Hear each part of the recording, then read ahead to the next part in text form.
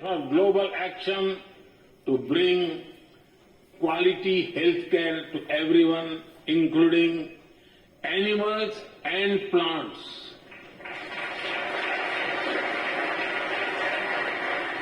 The same spirit is also seen in the theme when we chair the G20, One Earth, One Family, One Future. We advance the spirit of unity through yoga as well.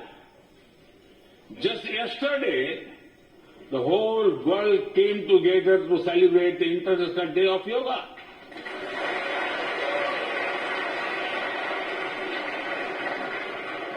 Just last week, all nations joined our proposal at the UN to build a memorial wall to honor the peacekeepers.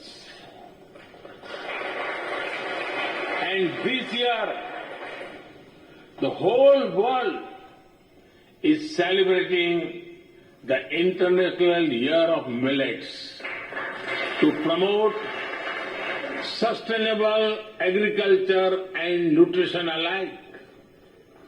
During COVID, we delivered vaccines and medicines to over 150 countries.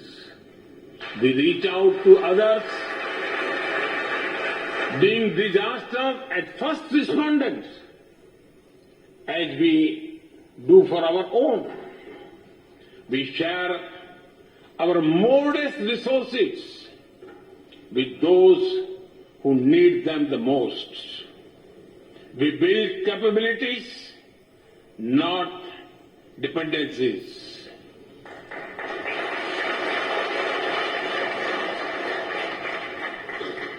Mr. Speaker, when I speak about India's approach to the world, the United States occupy a special place. I know. Our relations are of great importance to all of you. Every member of this Congress has a deep interest in it.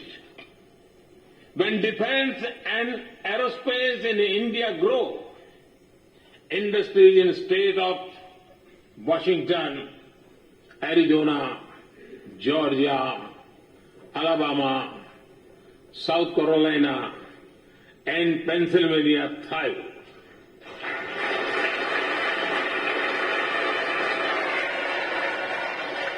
When American companies grow, the research and development centers in India thrive.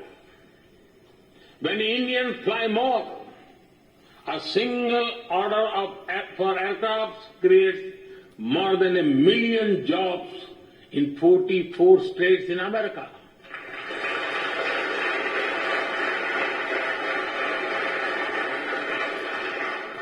When an American phone makers invest in India, it creates an entire ecosystem of jobs and opportunities in both countries. When India and US work together on semiconductors and critical minerals, it helps the world in making supply chains more diverse, resilient, and reliable.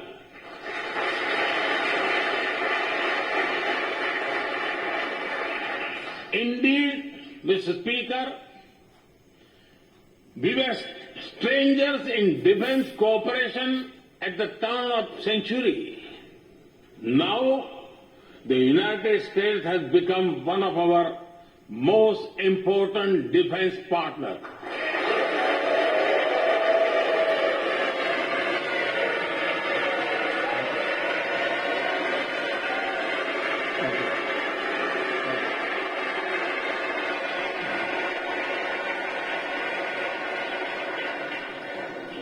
Today, India and the US are working together in space and in the seas, in science and in semiconductors, in startups and sustainability, in tech and in trade, in farming and in finance, in art and artificial intelligence, in energy and education, in healthcare and humanitarian efforts. I can go on and go on, but to sum up it, I would say, the scope of our cooperation is endless. The potential of our synergy is limitless. And the chemistry in our relations is effortless.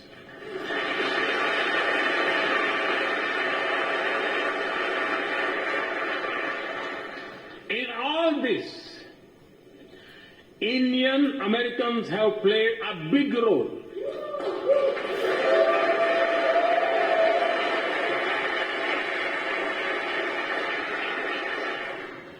They are brilliant in every field, not just in spelling bee.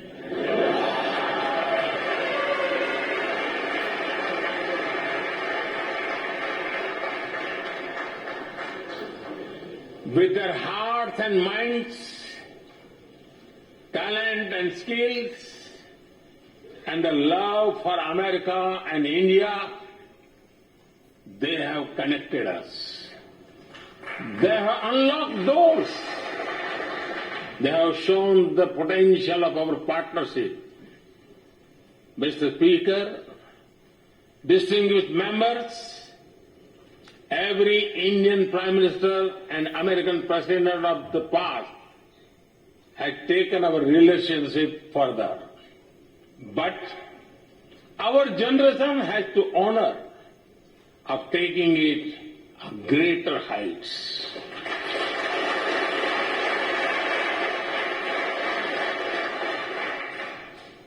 I agree with President Biden that this is a defining partnership of this country because it serves a larger purpose. Democracy, demography, and destiny give us the purpose. One consequence of globalization has been to cover over concentration of supply chains. We will work together to diversify, decentralize, and democratize supply chains.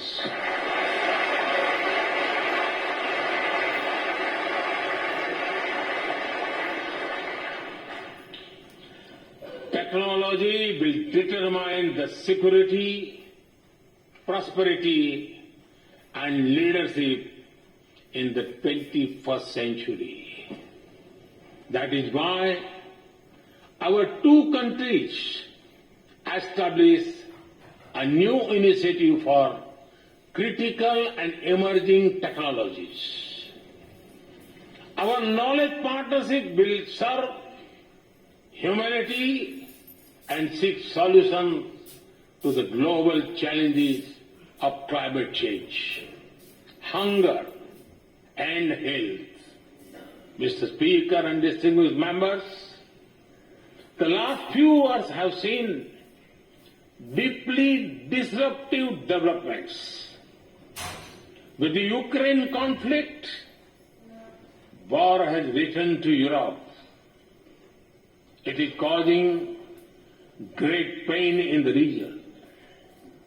Since it involves major powers, the outcomes are severe. Countries of the global south have been particularly affected. The global order is based on the respect for the principle of the UN Charter, peaceful resolution of disputes, and respect for sovereignty and territorial integrity.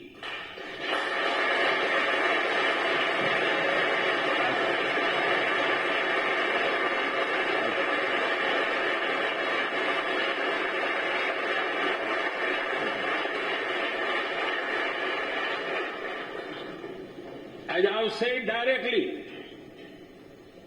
and publicly, this is not an era of war.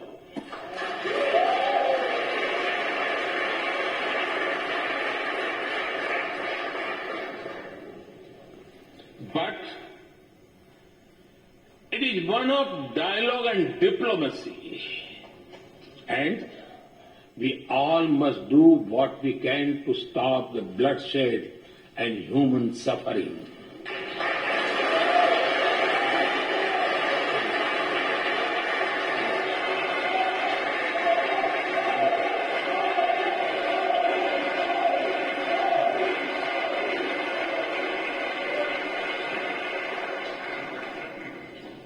Mr. Speaker,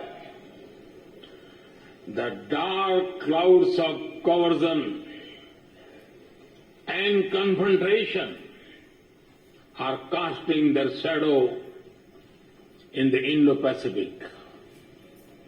The stability of the region has become one of the central concerns of our partnership.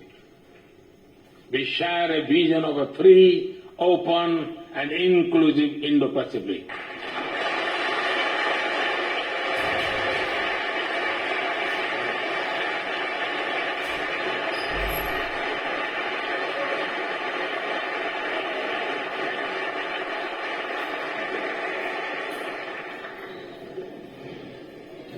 Connected by secure seas, defined by international law, free from domination, and anchored in ASEAN centrality. A region where all nations, small and large, are free and fearless in their choices, where progress is not suffocated by an impossible burdens of debt.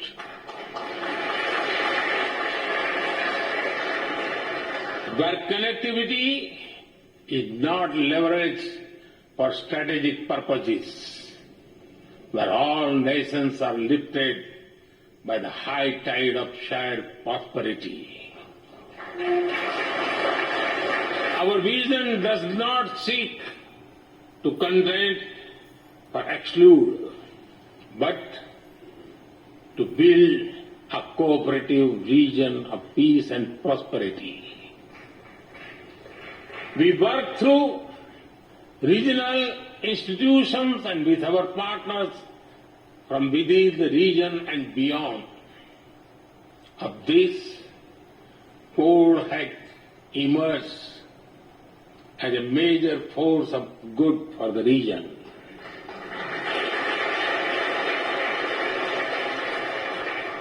Mr. Speaker, more than 2 decades after 9/11 and more than a decade after 26/11 in Mumbai, radicalism and terrorism still remain a pressing danger for the whole world. These ideologies keep taking new identity and forms, but their intentions are the same. Terrorism is an enemy of humanity, and there can be no ifs and buts in dealing with it.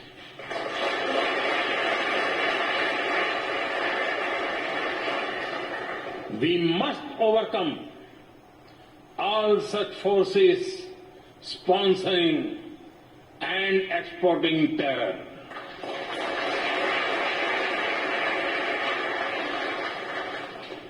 Mr. Speaker,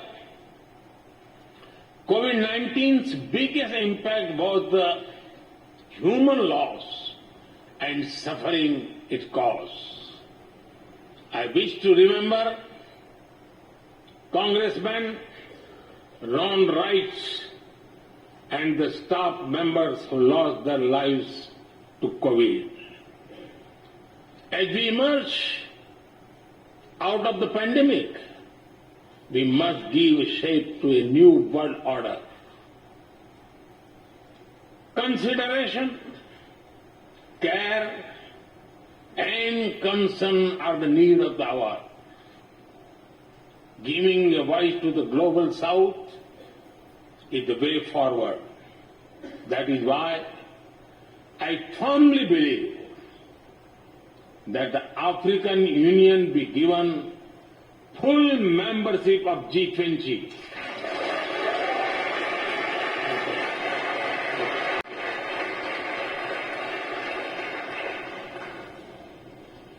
We must revive multilateralism and reform multilateral institutions.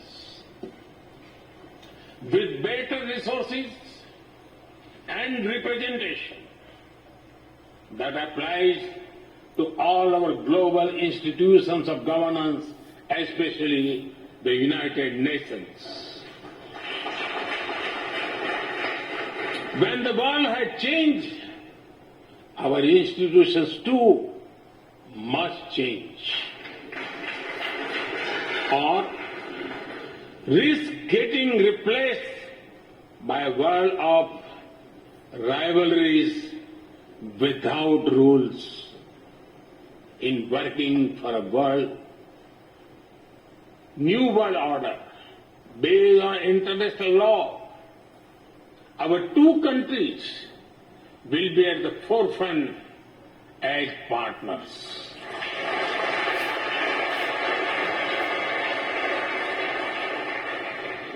Mr. Speaker and distinguished members, today we stand at a new dawn in our relationship that will not only shape the destiny of our two nations, but also that of the world. As the young American poet Amanda Gorman has expressed, when day comes, we step out of the shade, aflame and unafraid. The new dawn blooms as we free it. For there is always light if only we are brave enough to see it.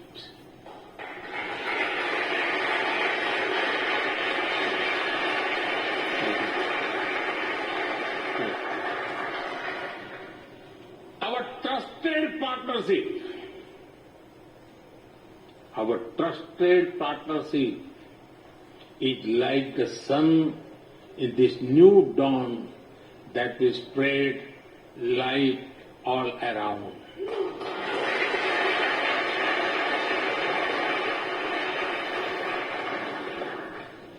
I am reminded of a poem that I once wrote. आसमान में सिर उठाकर, आसमान में सिर उठाकर, घने बादलों को चीरकर, रोशनी का संकल्प ले, अभी तो सूरज उगा है।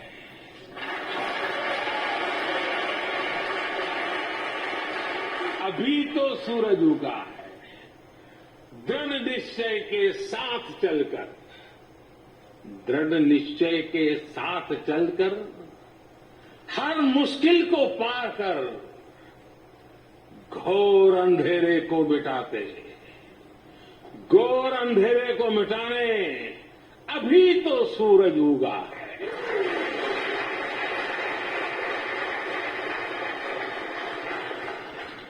If I were to say it in English, it would be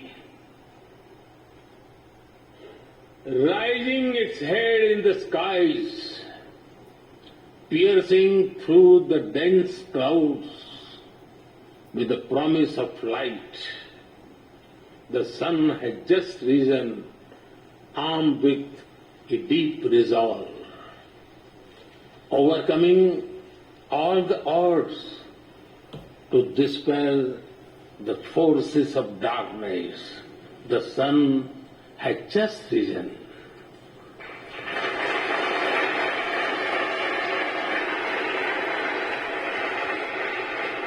Mr. Speaker and distinguished members,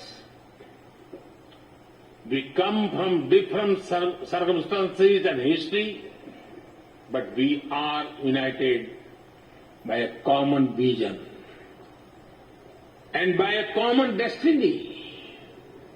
When our partnership progresses, economic resilience increases, innovation grows, science flourishes, knowledge advances, humanity benefits, our seas and skies are safer, democracy will shine brighter, and the world will be a better place. That is the mission of our partnership. That is our calling for this century. Mr. Speaker and distinguished members, even by the high standards of our partnership, this visit is one of the great positive transformation. Together, we shall demonstrate that democracies matter and democracies deliver.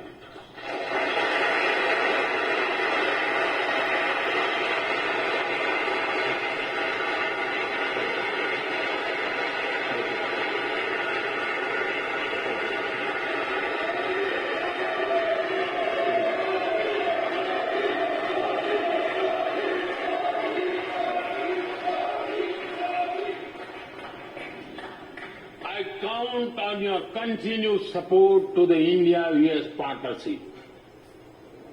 When I was here in 2016, I said that our relationship is primed for a momentous future. That future is today.